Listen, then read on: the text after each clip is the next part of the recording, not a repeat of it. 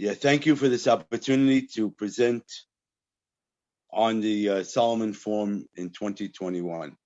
My name is Rabbi Yacov David Cohen. I'm based here in New York, working in the United Nations headquarters as a director of the Institute of Noahide Code, which is an NGO. We promote universal values through the Universal Noahide Code.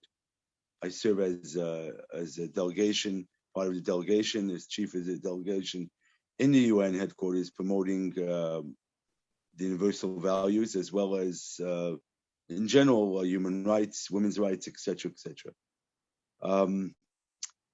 This topic, which you've given me, which is a huge topic, meaning it's something which is in 15 minutes, which I believe that's the time you allowed me to cover such a vast thousands of years. I mean, the Jewish sages go back to periods from the Talmud era, to all the way to different Gaonim and Achronim, Rishonim, etc. All the different eras, which compile thousands of years of ancient Jewish thought and tradition and scholarship.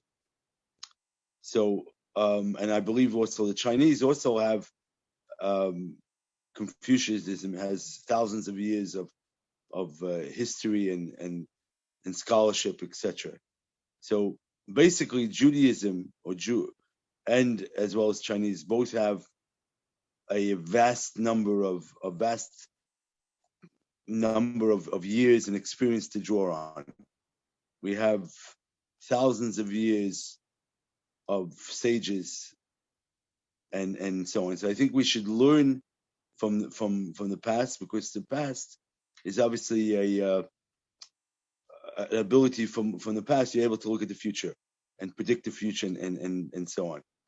To go through the thousands of years of history is simply not available.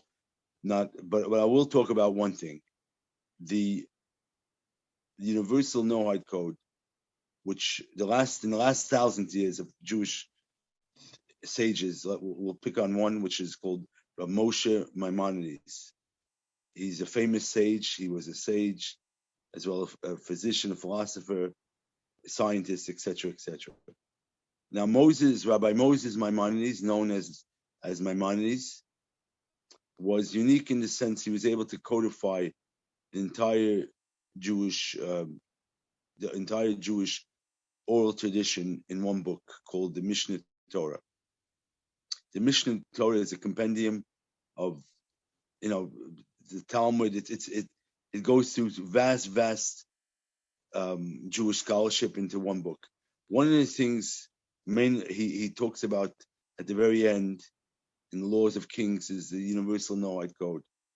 And what he does is he explains the history of the world, and he explains why Islam came to the world and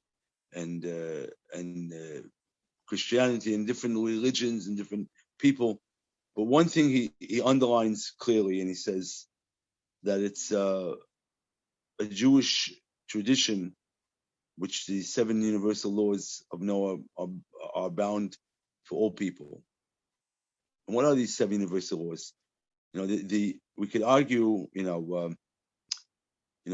today in America, or in the West, I should say, there's a big debate whether personal freedom versus versus law and order, or global law and order. What came first, the chicken or the egg?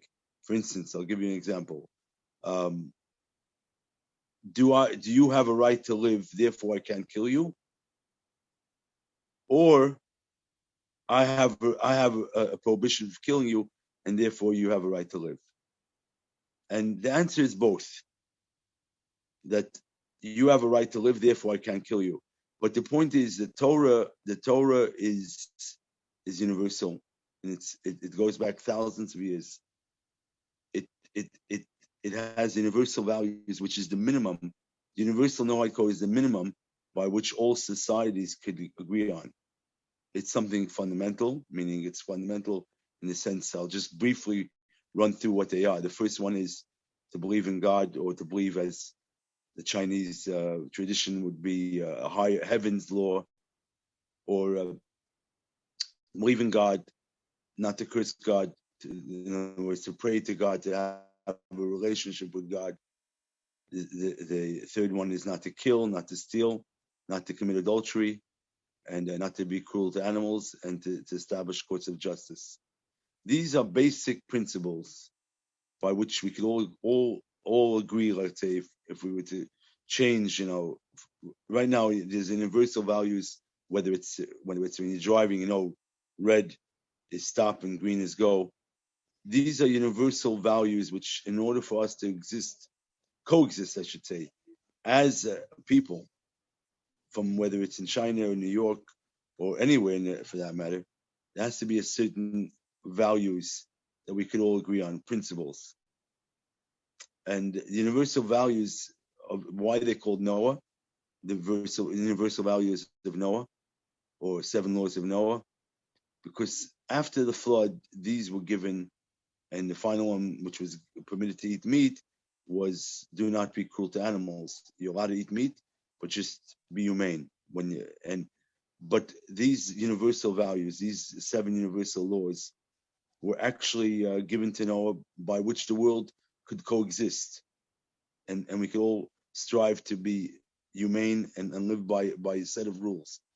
So the question over here is, obviously when you mention the word law and you say, oh, the people get up in arms and say, well, why are you imposing? Is this Torah? Is this? The answer is it comes from Torah, it comes from Mount Sinai, but it's the uniqueness about the Jewish people is, although we live in modern times, we have an ancient tradition to rely on, ancient laws and tradition, which keeps us bound and fundamentally gives us a foundation. This is what the universal laws represent, a foundation. And it's a way for human beings to sort of connect to heaven's law, to God. It's a way for us to realize that we are only finite. Even the greatest scientist, the greatest mind, is only finite. But when we do these laws, we keep these laws. Again, I have an organization. I've written a book about it, and I'm writing another book now. The point is that it gives us a connection. It gives us a sense of purpose. It gives us a sense of a divine law, and this allows us to bridge the physical and the spiritual, and ultimately to achieve harmony.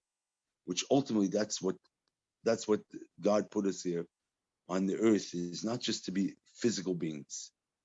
We're here as physical and spiritual. We're here to harmonize both physical and spiritual. We're here, in Jewish law, there's famous. He wanted me to talk about Hillel and Shammai, the academies. There was 2 famous academies in the Talmudic age, which was called Hillel and Shammai, and each one had very diverse opposing views. One was permitted, one was not.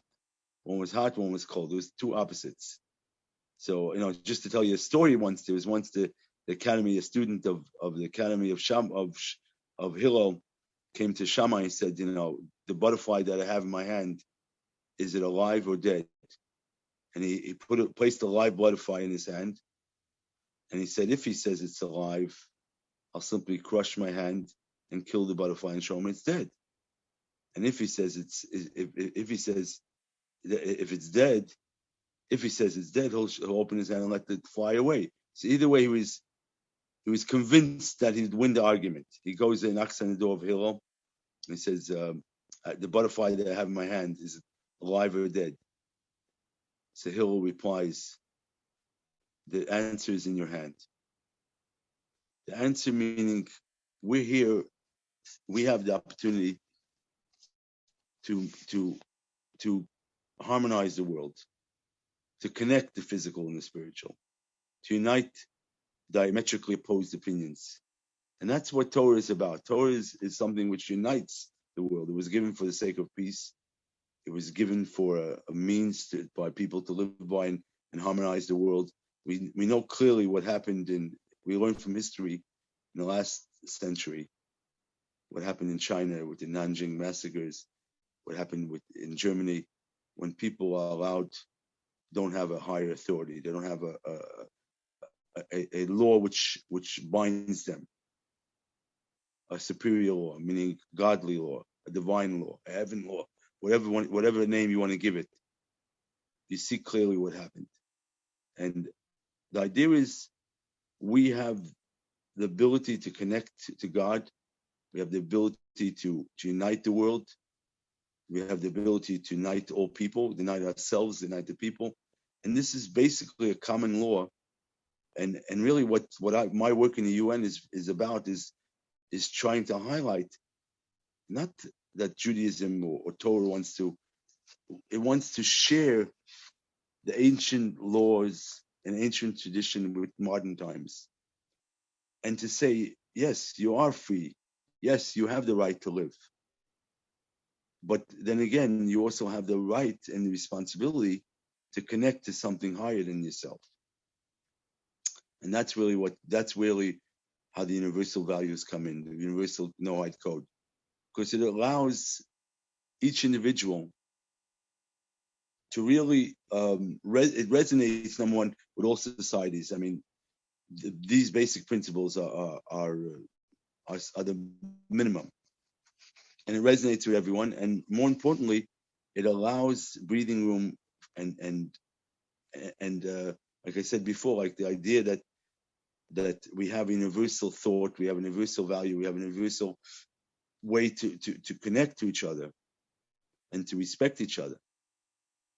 And ultimately, this leads to harmony within oneself and harmony within the present and the past. The idea is to learn from the past, but also to live in the present. To live in the present means that you adhere to the past, you respect the past, but then again, you apply those principles and that wisdom to the present. And really, that's what Torah is about. It's about uniting the physical and the spiritual, uniting both the holy and the mundane. And we're living now in a time which is unprecedented in the sense that we're all connected. So the question is, what do we do with this connectivity? Do we use it to harmonize and to find what we have in common and to look at the glass half full, or God forbid the other? The idea is to focus on the commonalities. And I think we could see this clearly from Israel, where Israel was given, I know this forum is about Israel as well, where Israel was faced with many, many challenges. And yet, in spite of the challenges, maintained their ancient roots, which is the Torah and the laws, as well as the modern times, by being innovative, developing new technologies, developing new ideas, applying the wisdom and the ancient wisdom to modern. And this is really what Judaism teaches us. It teaches us that the internet or technology or money is not bad. It's neutral. It could be used for good or bad. The idea is to focus on the good and to see how we could, at the end of the day, we have to make that choice. Human beings have the responsibility as well as the possibility to become partners with God. How do we become partners when we're finite and God is infinite? The answer is by connecting to his principles. The principles which are timely, which have withstood all the isms, all the challenges, from the Romans to the Babylonians. We're not going to go down through history to even the present day in Israel, like the last 50 years. The fact that we've managed to survive and thrive and build a society. And I think ultimately, we have something to share. And to share that ancient wisdom means to adhere to the ancient rules which apply to all people.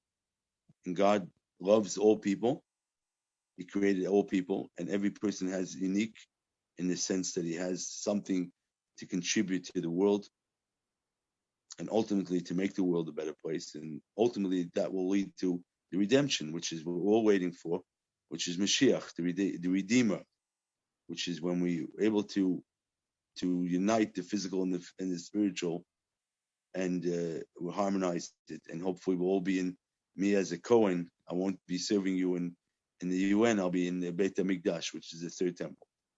But ultimately it teaches, the in a nutshell, the United Nations was founded on the ideas that that everyone has rights, everyone has, and if you look at Torah, the ancient wisdom of Torah has in it women's rights, children's rights, workers' rights, all rights, all law comes from the Torah. I mean, a lot of wisdom comes from the Torah, how to deal with disputes. And sure, when there are disputes in the world, but ultimately it's our job to create that light and to create that bond and to create that harmony. And the way we do it is, like I said before, through universal values, the universal Noahide code, which represents peace, unity, and so on.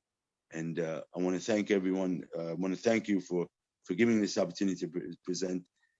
I would have liked to have been take questions, but unfortunately it's going to be 3:00 in the morning here in New York. But I welcome anyone who wants to write to me or contact me to take this further. But ultimately, the idea of this forum is to bring about, to show the harmony and connectivity of the ancient sages, the ancient wisdom of the Torah, and the ancient Chinese people who again have thousands of years of history and wisdom to draw on, but ultimately to fuse it to the point where you bring down heaven on earth. That's the idea. The idea is to make heaven on earth, not to unite the worlds, to unite the conflicts, to light up the world with good. We just came from Hanukkah, which is a holiday of lights, the triumph, the victory, spirit over matter, showing that so much. each and every one have the ability to create that light. And I want to thank you very much. Thank you.